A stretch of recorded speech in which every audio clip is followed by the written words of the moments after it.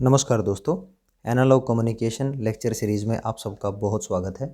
दोस्तों, इस वीडियो में single side band suppressed carrier को जनरेट करने के लिए हमें दूसरा मेथड डिस्कस करेंगे, that is phase shift method. तो ये जो मेथड है it is also known as phase discrimination methods. सबसे पहले इसका ब्लॉक डायग्राम मैंने बना रखा है with help of mathematical equations. इसकी वर्किंग भी एक्सप्लेन करेंगे। यहाँ पे एम ऑफ टी सिग्नल है जिसको हम मैसेज सिग्नल कहते हैं। इसके बाद ये आपका बैलेंस्ड मॉड्यूलेटर है। यहाँ पे मैसेज सिग्नल हिल्बर्ट ट्रांसफॉर्म से पास होता है। अगर मैसेज सिग्नल हिल्बर्ट ट्रांसफॉर्म से पास हुआ तो अब हम इसको एम कैप ऑफ टी से प्रेजेंट करेंगे। फिर ये सिग्नल आपका इस बैलेंस्ड मॉड्यूलेटर में चला गया। ये बैलेंस्ड मॉड्यूलेटर्स में हमारा करियर वेव का सिग्नल है, that is A C cos omega C into T. Omega C आपकी करियर वेव की फ्रीक्वेंसी है। तो यही फ्रीक्वेंसी आपकी हिल्बर्ट ट्रांसफॉर्म से होती हुई बैलेंस्ड मॉड्यूलेटर में जाएगी। हमें पता है कि जो कोसाइन सिग्नल है अगर हिल्बर्ट ट्रांसफॉर्म लिया जाए तो वो साइन सिग्नल्स में कन्वर्ट हो जाते हैं, क्योंकि हिल्बर्ट ट्रांसफॉर्म किसी भी टाइम डोमेन सिग्नल में 90 डिग्री का फेज डिले इंट्रोड्यूस कर देता है। तो यहाँ पे जो सिग्नल होगा बच्चों वो होगा A C sine omega C into T, ये सिग्नल यहाँ। अब बैलेंस्ड मॉड्यूलेटर से आउटपुट पे निकलने वाला सिग्नल x2 ऑफ टी है। इस बैलेंस्ड मॉड्यूलेटर से बाहर निकलने वाला सिग्नल x1 ऑफ टी है। अब ये जो दोनों सिग्नल हैं ये फाइनली इस एडर में जाके ऐड हो जाएंगे और फाइनली हमारी आउटपुट मिलेगी y ऑफ टी। कायदे से जो y ऑफ टी आउटपुट है वो आपका single side band suppressed carrier signal ही होगा। अब मैथमेटिकली इसको हम जस्टिफाई करेंगे कि y ऑफ टी आपका single side band suppressed carrier signal है। इस ब्लॉक डायग्राम्स में आपने नोटिस किया है कि यहाँ पे हम दो हिल्बर्ट ट्रांसफॉर्मर यूज़ करेंगे, एक ये है और एक ये है। दो आपके बैलेंस्ड मॉड्यूलेटर यूज़ हो रहे हैं, एक ये और एक ये। एक आपका एडर यूज़ होगा दिस ब्लॉक, और फाइनली आपका एक मॉड्यूलेटिंग सिग्नल और एक आपका करियर वेव सिग्नल यहाँ पे यूज़ हो रहा है। अब इसके बाद जैसे जैसे ब्लॉक डायग्राम में आउटपुट सिग्नल जनरेट होते जाएंगे वैसे वैसे हम लिखेंगे। सबसे पहले ये देखिए x1 ऑफ टी क्या होगा। ये सिग्नल और ये सिग्नल यहाँ पे बैलेंस्ड मॉड्यूलेटर्स में प्रोडक्ट में आएंगे और x1 ऑफ टी निकल जाएगा। तो यहाँ पे बच्चों जो x1 ऑफ टी है वो क्या है, m of T multiply with what, A C cos omega C into T, ये हो गया आपका। इसी के साथ जो x2 ऑफ टी है वो क्या होगा, m कैप ऑफ टी, यानी m ऑफ टी का Hilbert transform multiply with A C sine omega C into T, ये x2 ऑफ टी सिग्नल होगा। तो यहाँ पे जो सिग्नल है उसको लिखेंगे x2 of T that is equal to m cap of T into A C sine omega C into T, right. ये दोनों हैं। फाइनली ये दोनों सिग्नल एडर्स में जाके ऐड होंगे जो y ऑफ टी कहलाएगा। तो y ऑफ टी यहाँ लिख सकता हूँ that is x1 of T plus x2 of T, right. अब इसकी वैल्यूज़ को पुट कर दीजिए। यहाँ जो स्पेस है इसको यूज़ कर लेते हैं। तो यहाँ पे y ऑफ टी लिखा जाएगा, x1 ऑफ टी ये है, इसको पुट कर लीजिए, m of T into cos omega C T plus x2 क्या है, m cap of T into A C sine omega C into T, right. अब इसके बाद हमें पता है कि जो m ऑफ टी है वो क्या होता है, वो होता है आपका A M cos omega m into T, यानी हमारा कोई साइनोसोडल सिग्नल होता है जिसको हम मॉड्यूलेटिंग सिग्नल कहते हैं।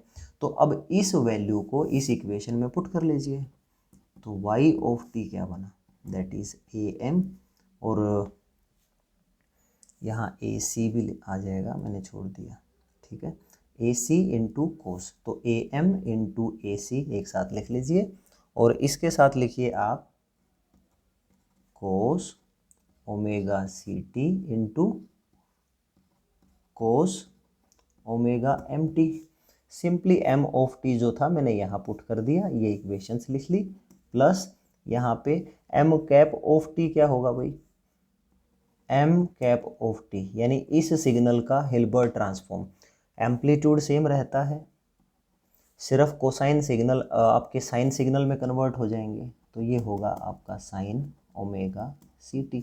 अब इसको आप यहाँ पुट कर दीजिए, this is equal to what, A M into A C into sine omega C T into sine, ये ओमेगा एम आएगा क्योंकि ये मॉड्यूलेटिंग सिग्नल है, this is omega M T. ठीक है, अब इस पूरी इक्वेशन से बच्चों y ऑफ टी जो आया उसमें ए सी और ए एम ये दोनों कॉमन ले लीजिए, फिर देखिए क्या बचा, ये दोनों बचे और ये दोनों बचे, तो हम लिखेंगे cos omega C T into cos omega M into T, plus इसके बाद क्या आएगा, इसके बाद आएगा sine omega C T into sine omega M T.